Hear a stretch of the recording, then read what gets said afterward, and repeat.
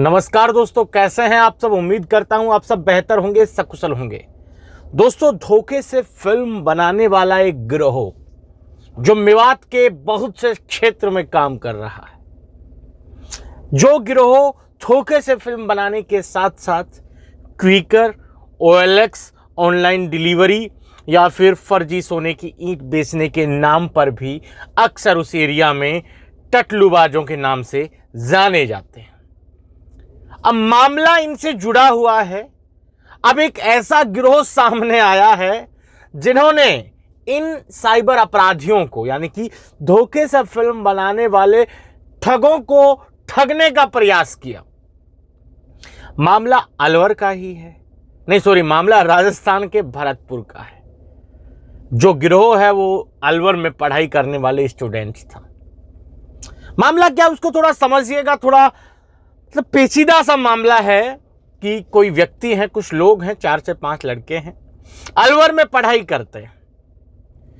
कोई डॉक्टरी की पढ़ाई कर रहा है, कोई इंजीनियरिंग की पढ़ाई कर रहा है, कोई SSC की पढ़ाई कर रहा है। इस तरह की सब पढ़ने वाले बच्चे हैं जिनका भविष्य उनको पढ़ाई में दिख रहा है, बट अलवर में रहते हैं।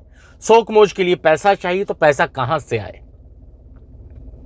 तो वो क्षेत्र, जिस क्षेत्र के वो लोग रहने वाले हैं, उनका क्षेत्र होता है मेवात का ही, भरतपुर का ही। और वो उन ठगों को जानते हैं कि भरतपुर मेवात के क्षेत्र में किस तरह की ठगी की जाती है। तो उनके दिमाग में एक प्लान आया, क्यों ना फर्जी इनकम टैक्स ऑफिसर बन के हम इन साइबर अपराधियों को ही ठग लें।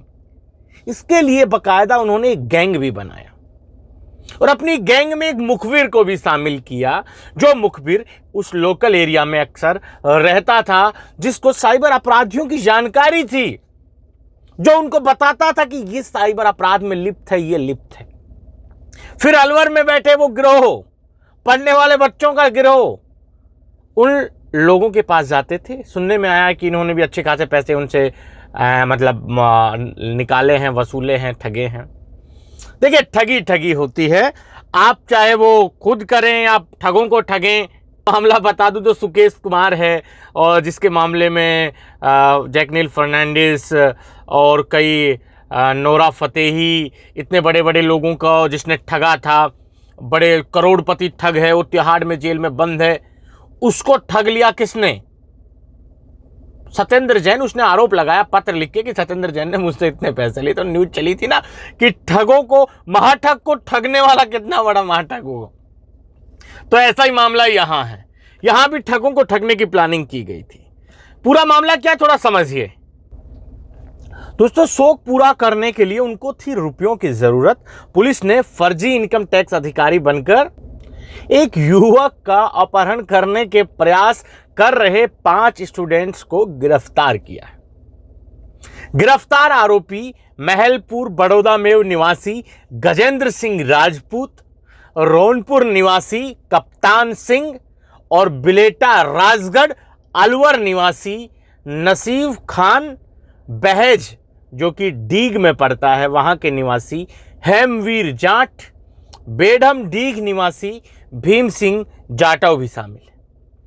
ये सभी स्टूडेंट हैं और इन्होंने अपने शौक मौज के लिए एक फर्जी इनकम टैक्स अधिकारी, ऑनलाइन ठगी करने वालों को अपना निशाना बनाने के लिए गिरोह बनाया और ईदगाह बास डायना गांव पहुंचे और एक व्यक्ति को किडनैप करने की कोशिश इन लोगों ने की, इन स्टूडेंट्स ने की। मतलब देखिए, गिरोह बनाया और साइबर अपराधी को टारगेट किया और उसको गिरफ्तार करने के लिए उसके गांव भी पहुंच गए। कलेजा तो है, या तो ऐसा है कि इनको भी कभी ना कभी इन लोगों ने अपने साइबर अपराध का ठिकाना बनाया होगा, तब जाके इन्होंने इस तरह का हरकत किया होगा। पर कुछ भी हो, अपराध अपराध होता है। स्थानीय लोगों ने इसकी सूचना सीकरी थाना पुलिस को दे दी। पुलिस ने मौके पर जाकर सभी स्टूडेंट्स को गिरफ्तार भी कर लिया। SHO नरेश शर्मा ने बताया कि पुलिस को सूचना मिली कि गांव ईदगाह बास डायना में एक इनोवा कार में 5 से 6 व्यक्ति आए हैं, जो खुद को इनकम टैक्स का अधिकारी बता रहे हैं। और मोहम्मद हसन नाम के एक युवक को, जो ठग था, तथाकथित उनके अनुसार जो ठग था, उसको ठगने के लिए जो आए थे, उस ठग का नाम था, जो धोखे से लोगों की फिल्म बनाता था, मोहम्मद हसन नाम के एक युवक को जबरन ले जाने की कोशिश कर रहे हैं। सूचना पर पुलिस मौके पर पहुंचती है और सभी स्टूडेंट को थाने ले जाती है। जहां सभी से पूछताछ की गई तो सामने आया कि वह सभी स्टूडेंट हैं और अलवर में पढ़ाई करते हैं। उन अपराधियों में से 3 तो अलवर के थे और 2 भरतपुर के थे। उस गिरोह का सरगना नगेंद्र सिंह, जिसकी उम्र मात्र 24 साल है, जो कि अलवर के बड़ौदा मेव का रहने वाला है। नगेंद्र ने MA किया हुआ है, पढ़ा लिखा आदमी है और कंपटीशन की तैयारी भी कर रहा है। दूसरा आरोपी कप्तान, उम्र जिसकी 24 साल, वो भी अलवर का रहने वाला है और बड़े दबाव का रहने वाला। उसने पॉलिटेक्निक किया हुआ है और कंपटीशन की तैयारी कर रहा है। वो MA, ये पॉलिटेक्निक, दोनों मतलब। तीसरा आरोपी नसीब, उम्र 19 साल, जो कि अलवर के बिलेटा का रहने वाला है और 12 कर चुका है, आगे की पढ़ाई कर रहा है। चौथा आरोपी हेमवीर, उम्र 22 साल, भरतपुर बहेज डी का रहने वाला है और जो अलवर में नर्सिंग कर रहा है। पांचवा आरोपी भीम सिंह, उम्र 23 साल, जो भरतपुर के बेडम गांव का रहने वाला है और अलवर में SSC की पढ़ाई कर रहा है। अब इनके गिरोह को जो साइबर अपराधियों की जानकारी देता था, उसका नाम था छोटिया। छोटिया बोलते हैं गांव में, छोटिया उसका नाम था। वो उनको मतलब जानकारी देता था कि भैया ये आदमी ठगी करता, आप इसको ठग सकते हैं। आरोपियों ने बताया कि उन्हें अपने शौक मौज के लिए पैसों की जरूरत होती थी, इसलिए इन्होंने फर्जी इनकम टैक्स अधिकारी बन मोटी रकम ऐंठने का एक गिरोह बनाया। साथ ही उन्होंने बास बुर्जा गांव के रहने वाले छोटिया नाम के युवक को अपने गिरोह में शामिल किया, जिसे मेवात इलाके में ऑनलाइन ठगी करने वालों की सूचना देने की जिम्मेदारी दी गई। खुद ही सरकार, खुद ही जज, सब ठीक। छोटिया ने बताया कि स्टूडेंट के गिरोह का एक ठग के बारे में सूचना दी। छोटिया ने स्टूडेंट्स को एक ठग के बारे में सूचना दी और 5 स्टूडेंट ने अलवर से एक टैक्सी किराए पर ली। उन्होंने टैक्सी ड्राइवर को बताया कि इनकम टैक्स अधिकारी हैं और स्टूडेंट का गिरोह सिकरी आ गया। छोटिया ने सूचना दी थी कि ईदगाह के पास डायना गांव का रहने वाला है। मोहम्मद हनीफ नामक युवक को पकड़ने के लिए वो लोग जाते हैं, क्योंकि मोहम्मद हनीफ था जो छोटिया ने उसको जानकारी दी थी कि भैया ये साइबर ठगी करता है, इसको तुम ठग सकते हो। जब वो मोहम्मद हनीफ के पास जाते हैं तो वो 5 लड़के अपने आप को इनकम टैक्स अधिकारी बताते हैं।